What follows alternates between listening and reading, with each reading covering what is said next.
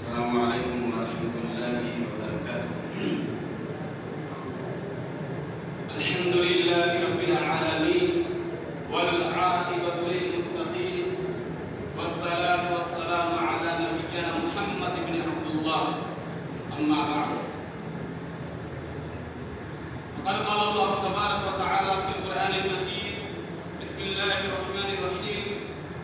اليوم أكملت لكم دينكم وأتممت عليكم نعمتي ورضيت لكم الإسلام دينا.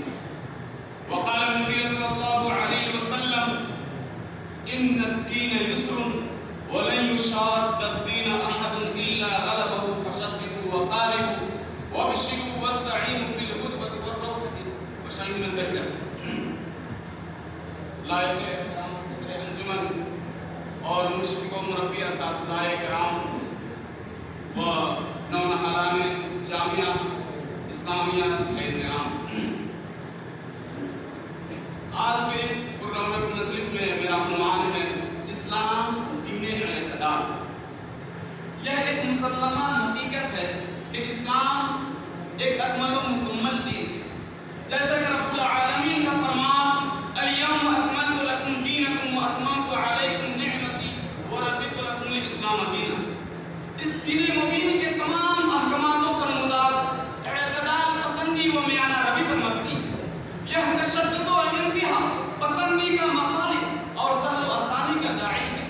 اسی وجہ سے رب العالمین کا فرمان ہے وَكَذَلِكَ جَعَلْنَاكُمْ أُمَّةً وَسَطًا لِتَكُونُوا شُهَدَاءَ عَلَى النَّاسِ، کہ اسی طرح ہم نے تم کو